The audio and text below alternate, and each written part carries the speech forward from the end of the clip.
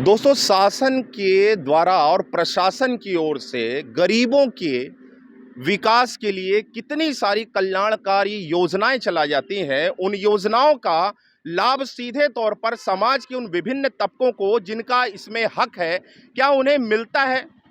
आप मेरे ख्याल से कहेंगे कि हाँ, और कुछ लोग कहेंगे शायद ना। लेकिन आइए हम जानते हैं और आपको मैं बताता हूं कि वाकई में शासन और प्रशासन की विभिन्न कल्याणकारी योजनाएं जो समाज के उन विभिन्न तबकों के लिए चलाई जाती है, सीधे तौर पे काफ़ी हद तक जो है उन योजनाओं का लाभ उन्हें नहीं मिलता है। आइए मैं सीधे आपको दिखाता हूं और उसके बाद बताता हूं पूरी कहानी कि मैं यहाँ पर क्यों उपस्थित हूँ। और सबसे पहले बता दूं, ये रेलवे कॉलोनी का ये प्रांगण है। यहाँ से लगभग 100 मीटर की दूरी पे रेलवे स्टेशन है, जीआरपी थाना है, आरपीएफ थाना है। और यदि मैं शहर के शहडोल जिले के मुख्यालय की बात करूं तो लगभग यहाँ से 2 से 3 किलोमीटर होगा। आइए मैं आपको दिखाता हूं। जैसे कि दोस्तों आप देख रहे हैं, यहाँ पे एक वृद्ध बाबा जो है यहाँ पे पड़े हुए हैं। आपको मैं कैमरामैन साथी से कहूँगा कि सीधे तौर पर सबसे पहले आप इनकी तस्वीर दिखाएं। ये बाबा पड़े हैं, कड़ाके की ठंड पड़ रही है और यहाँ पर सड़क के किनारे में ये वृद्ध बाबा, जिनकी उम्र लगभग 75 से 80 साल के आसपास स्पष्ट दिखाई पड़ रही है। आइए मैं कैमरामैन साथी कहूंगा कि आप सबसे पहले चारों तरफ की तस्वीर आपकी घुमा कर दिखाएं। ये रेलवे कॉलोनी का वो सड़क है जहां से सैकड़ों और हजारों की तादाद में लोगों का आना जाना होता है। ये देखिए प्लेटफॉर्म नंबर 1 यहाँ पर ये दीवार बाउंड्री दिख रही है, उसके जस्ट पीछे जो है प्लेटफॉर्म नंबर 1 है। और ये सड़क की ओर आप सबसे पहले देख लें कि सुबह के वक्त अभी 10:30 का टाइम हुआ है और ये आपको ढेरों लोग यहाँ से आते जाते दिखाई दे रहे हैं। कैमरामैन साथी से कहूंगा कि एक बार थोड़ा सा इधर भी आप कैमरा घुमाएं। ये जो है रेलवे फाटक जो है जाने वाली ये सड़क है, इधर भी आप नजारा देख सकते हैं, सैकड़ों लोग हैं। आइए मैं बताता हूं आपको, अब उसकी कहानी बताता हूं कि आखिरकार माजरा और मामला क्या है। ये जैसे कि वृद्ध को आप देख रहे हैं किस तरीके से बेतरतीब तरीके से यहाँ भूखे प्यासे ये पड़े हुए हैं। और सबसे बड़ी बात, ये बुखार से भी पीड़ित हैं, अस्वस्थ हैं, इन्हें कोई देखने वाला नहीं। यदि हम बात करें जिला प्रशासन की विभिन्न योजनाओं की, जो धरातल स्तर पर गरीबों की सेवा के लिए, उन कल्याणकारी योजनाओं के लिए बड़ी बड़ी बातें करती है, बड़ी बड़ी डंकेबाजी करते हैं। और ऐसा नहीं है, महज इत्तेफाक से उन योजनाओं का गरीबों को लाभ भी मिलता है। लेकिन मैं सीधे तौर पर यह कहूं कि 100 में 100% अगर लाभ मिलने वाली बात हो तो सीधे तौर पर इसे नकारा जा सकता है। क्योंकि आपको मैं सीधी तस्वीर दिखा रहा हूं और ये बाबा जो है 1 या 2 दिन से यहां पर नहीं पड़े हैं। ये कम से कम जो है 3 या 4 साल से सड़क के किनारे में यहाँ पर जो है ऐसे अवस्था में ये पड़े हैं, अस्वस्थ हैं, परेशान हैं। और ये हमें मालूम नहीं कि इनके आगे पीछे कौन है कौन नहीं, ये नहीं पता। ये 2 वक्त की रोटी के लिए यहाँ सड़क पर जो है 3-4 साल से बैठे हैं। सड़क से गुजरने वाले लोग जो होते हैं, इन्हें कुछ खाने पीने की वस्तुएं दे देते हैं, खा पी करके गुजारा करते हैं। किसी दिन अगर नहीं मिलता है, भूखे प्यासे ये सो जाते हैं। साथ में एक चीज और बता, ये भी बात आपको बता दूं कि शहर में विभिन्न समाज सेवी संगठनों के द्वारा भी इनकी जो है लगातार, और खास करके कोरोना काल की मैं बात करूं तो लगभग 1.5 से 2 साल तक कोरोना काल के समय में सेवा देने वाले संगठन, जो गरीबों की सेवा करने वाले संगठनों के द्वारा इनकी सेवाएं की जाती थी। और उस कड़ी में जो है मैं बात करूं सांझी रसोई के उन बेहतर कार्य करने वाले लोगों की, उनने जो है सवेरे शाम दोपहर इनको भोजन देकर के इनकी सेवाएं की। उस कड़ी में और भी ऐसे विभिन्न संगठन हैं, साथ में सड़क से आने जाने वाले लोगों के द्वारा भी इनकी सेवा की जाती थी। आज कोरोना काल का संक्रमण काफी हद तक समाप्त हो चुका है, बावजूद इसके कि इनकी भूख तो समाप्त नहीं हुई है। इनको जो है भोजन की आवश्यकता होती है, स्वास्थ्य की आवश्यकता होती है। और सबसे बड़ी बात, हम और आप ये कड़ाके की ठंड के मौसम में यदि घर के अंदर भी हम रहते हैं, कड़ाके की ठंड में हमें ठंड लगती है, हम अलाव का इस्तेमाल करते हैं, रूम हीटर का इस्तेमाल करते हैं। लेकिन ये वृद्ध बाबा जिसके आगे पीछे कोई भी नहीं है साथ देने वाला परिवार का, ऐसे में ये कौन से रूम हीटर का इस्तेमाल करे, किस जगह में जाकर ये चिकित्सा या अचिकित्सा का लाभ ले, क्या इसके लिए जिला प्रशासन के और संबंधित विभाग की एक बड़ी जिम्मेदारी या जवाबदारी नहीं बनती? ये तो आप ही तय करेंगे। और सीधे तौर पर आज मेरा सवाल है और मैं जानना चाहता हूं, संभागीय मुख्यालय से सटे आधुनिक सर्व सुविधा युक्त स्वास्तिक बिल्डर्स की नई फॉर्च्यून सिटी आपके सपनों को साकार करने वाला आपका अपना घर। रेरा सहित समस्त शासकीय अनुमतियों को पूर्ण करने के साथ ही स्वास्तिक बिल्डर आपके सपनों को सच करने के लिए फाइनेंस सुविधा उपलब्ध करा रहे हैं। आपकी पहुंच के अंदर की कीमत पर शांति और सद्भाव वाले माहौल में अब तक की सबसे व्यवस्थित कॉलोनी में आप पाएंगे grand entrance gate, wide RCC road, rain water, drainage system, sewerage line, chamber and individual septic tank for H block, STP sewerage treatment plant, well developed beautiful garden, electricity supply system and street light, all government approval, overhead water tank with water supply system, finance facility through bank, sports activities area, morning walk and jogging track, complete covered temple with boundary wall, security system with camera surveillance, temple and swimming pool. Promoter and developer Swastik Buildcon Ajay Kumar Jaisinghani. जिला प्रशासन से, collector Shahdol से, और साथ ही मैं उनसे भी जानना चाहता हूं, ये बाबा जहां पर आपको मैं भी दिखा रहा हूं, रेलवे सड़क यहाँ किनारे पड़े हैं, महज जो है यहाँ से 50 या 100 मीटर की दूरी पे ये जीआरपी थाना यहाँ पे स्थित है। महज 150 से 200 मीटर की दूरी पे आरपीएफ थाना स्थित है। महज 100 मीटर की दूरी पे एआरएम का जो है ऑफिस स्थित है, एडीएम साहब का ऑफिस स्थित है, और सबसे बड़ी बात रेलवे कॉलोनी परिसर में यहाँ पे ये बाबा पड़े हैं। हजारों लोगों का यहाँ से आना जाना होता है। और सबसे बड़ी बात और बता दूं कि यहाँ से दर्जनों अधिकारियों को रोजाना जो है ट्रेनों में आना जाना होता है। उनकी अगुवाई में, उनके सम्मान में संबंधित विभाग, जिला प्रशासन की मुखिया लोग भी यहाँ आते हैं, जाते हैं। तो मैं जानना चाहता हूँ कि क्या उनकी नजर जो है, क्या आप लोगों की नजर इस वृद्ध बाबा पे नहीं पड़ती है? हम बात करते हैं सीधे तौर पे हम बात करते हैं गरीबों के कल्याणकारी योजनाओं के लिए। हम स्वास्थ्य की बात करें, शिक्षा की बात करें, खाद्य की बात करें, और सबसे बड़ी बात सुरक्षा की जो हम बात करते हैं, तो इस बाबा को तो चलो शिक्षा की कोई बात नहीं है, क्योंकि वैसे भी ये 75 से 80 साल की इनकी उम्र है।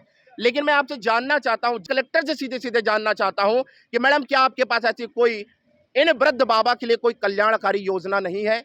क्या सिर्फ जो छत के नीचे अपने घर के अंदर जो रहते हैं, क्या सिर्फ उन्हीं के लिए तमाम प्रकार की योजनाएं बनाई गई है? चाहे हम राशन की बात करें, चाहे स्वास्थ्य की बात करें, चाहे आवास की बात करें, या फिर शौचालय की बात करें, क्या उन योजनाओं के अंदर ये खुले आसमान तले ये बाबा पड़े हुए हैं? तो आपके शासन और प्रशासन की विभिन्न योजनाओं में इन बाबा के लिए ऐसी कोई योजना नहीं है? जिस बाबा को शिक्षा की आवश्यकता भले ना हो, लेकिन इन्हें स्वास्थ्य की आवश्यकता है, खाद्य की आवश्यकता है, ये कैसे अपनी भरपाई करें? ये नैतिक जिम्मेदारी जो है निश्चित ही समाज की भी बनती है। और मैं आपको बता दूं कि हम अपनी नैतिक जिम्मेदारी के मूल्यों का आकलन करके, पहचान करके, हम जब कभी यहां से निकलते हैं, हम अपनी क्षमता के अंदर, अपनी क्षमता और औकात के अंदर, और उससे बढ़ करके भी हम इन बाबा की सेवा जो है रोजाना करते हैं। हम जब भी कभी निकलते हैं, इन्हें कुछ ना कुछ खाने पीने की वस्तुएं हम देते हैं, और साथ में जितने यहाँ से लोग निकलते हैं, ऐसे बुद्धिजीवी व्यक्ति निकलते हैं, चाहे विद्यार्थियों की मैं बात करूं, चाहे और किसी भी व्यक्ति की बात करूं, तो खाने पीने की अन्य चीज देते हैं।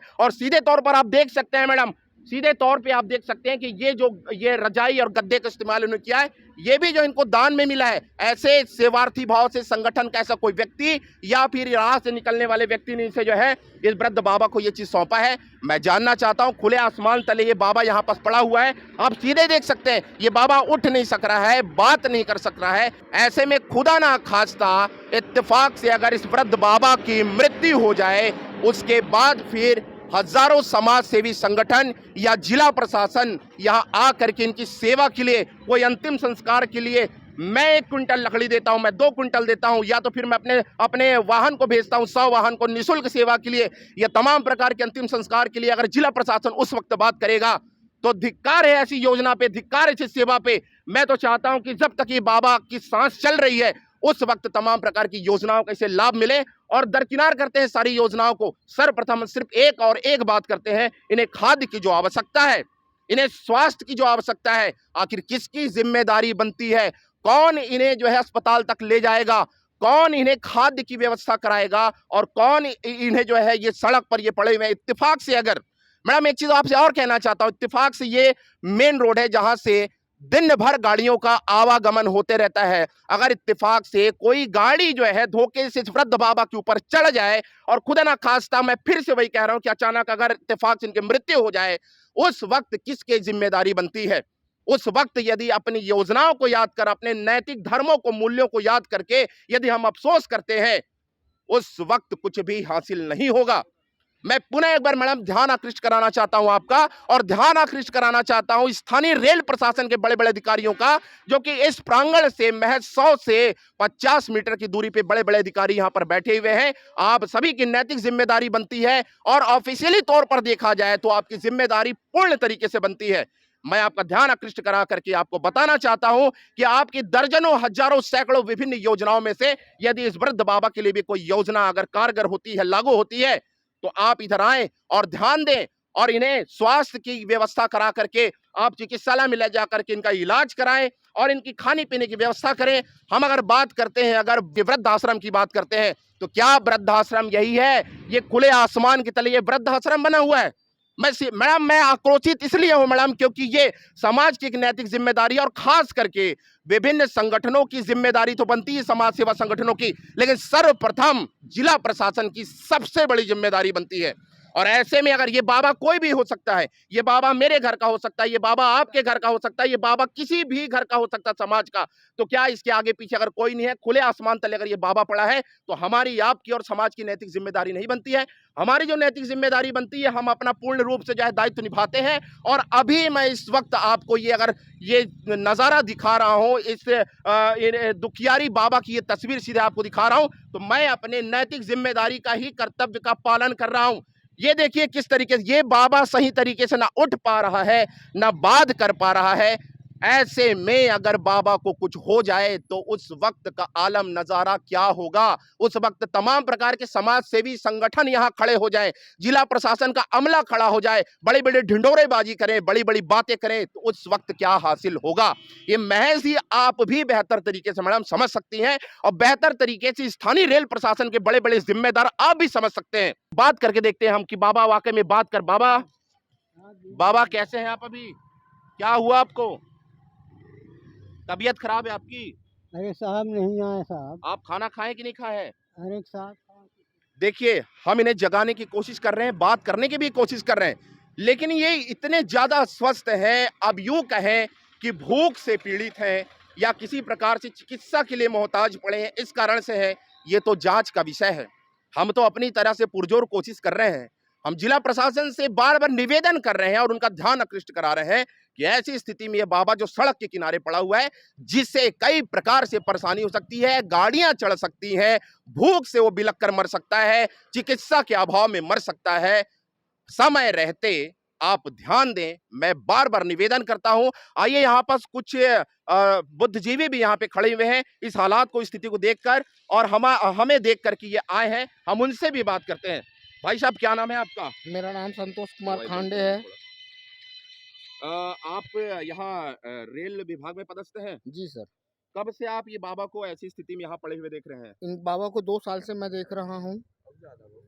हाँ, 2 साल से देख रहा हूँ। फिलहाल तो मेरी नज़र में 2 साल से मैं क्या नाइट पेट्रोलिंग ड्यूटी करता हूँ ना, मेरी 5 बजे से ड्यूटी है, तो मैं इनको देखता हूँ बस एनी टाइम ऐसे 24 घंटे ये पड़े रहते हैं। खाने पीने की इनकी व्यवस्था वगैरह?